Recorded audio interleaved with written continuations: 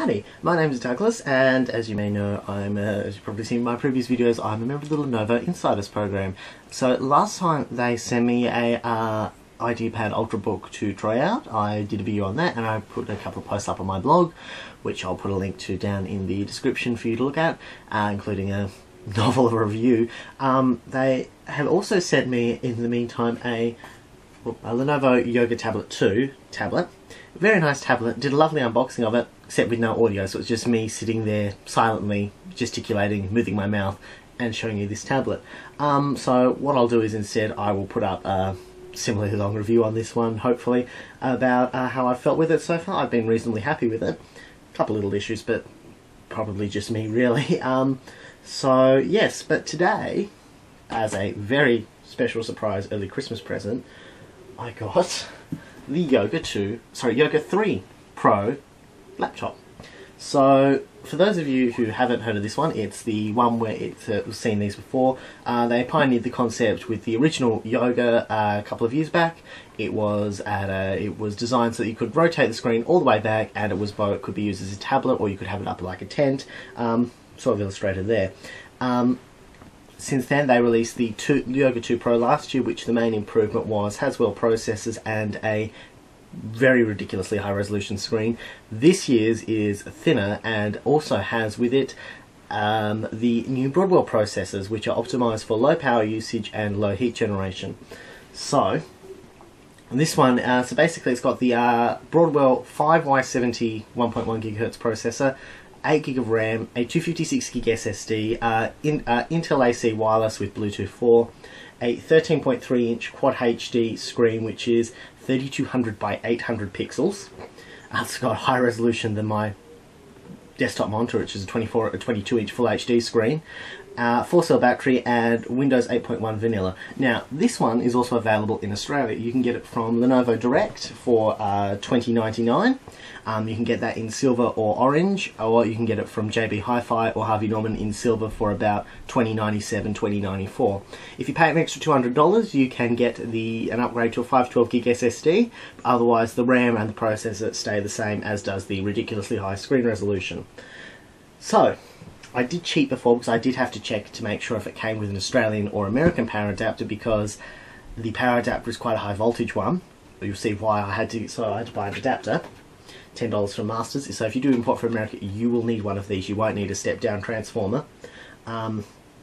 But you will, but if you buy in Australia, not an issue. But you'll see why in a minute. So it's going to be very hard to show you, but the box is actually pretty cool. If I can get the lid off. So yeah, I did cheat before and had a quick look in the box just to see if it had an American power adapter. It did, so I bought the adapter because, again, the power supply is a high wattage specialised one. So, if I can do this properly, the laptop will rise out of the box quite cleverly when you take it out. It is really, quite frankly, a clever design. They also sent me the incredibly bright orange one, which matches.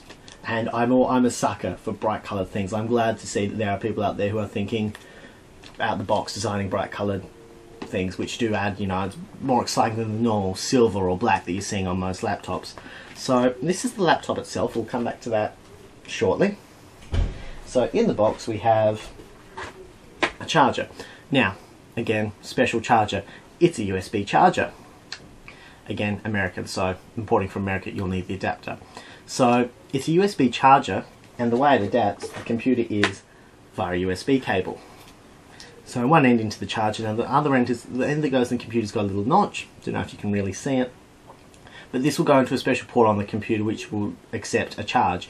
So that means that you don't have a charging port taking up space. You've got a charging port that's also a USB port when you're not charging it, which is actually a pretty clever idea. I think it's the first one to do this, and it's part of the new USB spec that you can now do this kind of thing as well.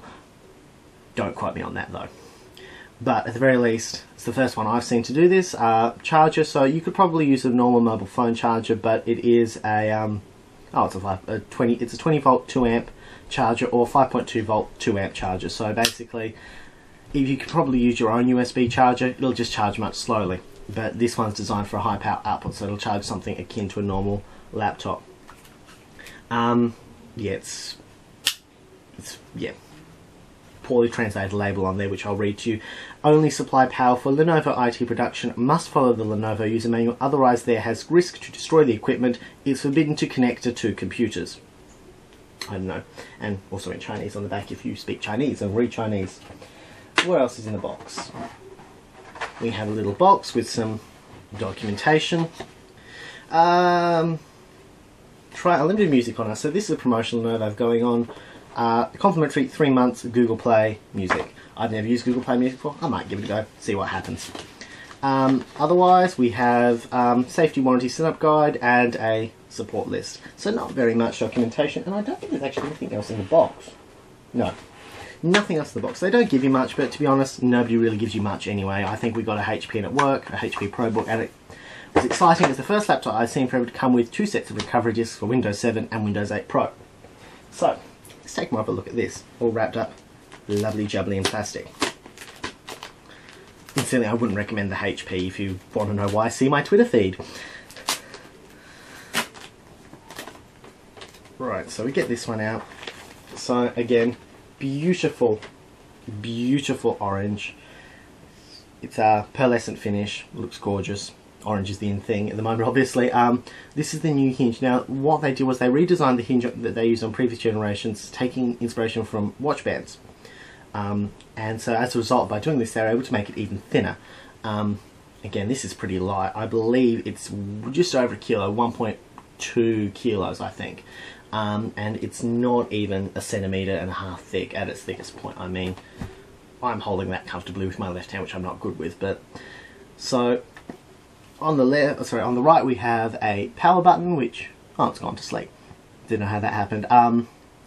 Quick recovery button, volume control and rotation lock button, headphones, and a USB 3 charging port, so you can plug in a phone, whatever, and have it charge off that. On the other side we have an SD card reader, a micro HDMI port. Obviously a real HDMI port would be too big and make it thicker. Another USB 3 port and the charging port that I was talking about before. On the front, nothing. On the back, little featsies and some information stickers saying about the hardware conformity, etc. So if we open this up, thin laptops are very hard to open. We can see we have glossy screen, touch screen, click pad, and we have a keyboard which has been modified. It doesn't have an F key row. Instead, its F keys are activated by the function key. And otherwise, standard volume controls. I mean, it looks very nice. Touchpad, that feels nice. This is a slightly rubberized finish, so when you have it rotated all the way back, you've got something nice to hold on to. It's not going to slip out of your hands, because if it was just this finish, it would probably slip out of your hands quite easily. But that's good. That feels weird, that edge. Unlike the ThinkPad Yoga, which had the lift and lock keyboard, the buttons are still there, so you can still mash them when it's open, but they're not going to do anything because it knows it's open. Apart from that, I mean, there wasn't really anything exciting in the box. I was expecting it to be a little bit more. So basically, what I'll do is I'll do what I did before. I'll use it for a week or so, write up a quick thoughts blog post, and then after I've used it for a while longer, I will write up a full lengthy review. Hopefully this weekend or early next week, I'll have a review up for the tablet. Which, like I said, I was actually quite impressed by it, and considering its price, it's something I've been quite happy with. Otherwise, you can expect hopefully in January to see a review for this gorgeous machine. So, thanks for watching, and I'll hopefully see you again soon.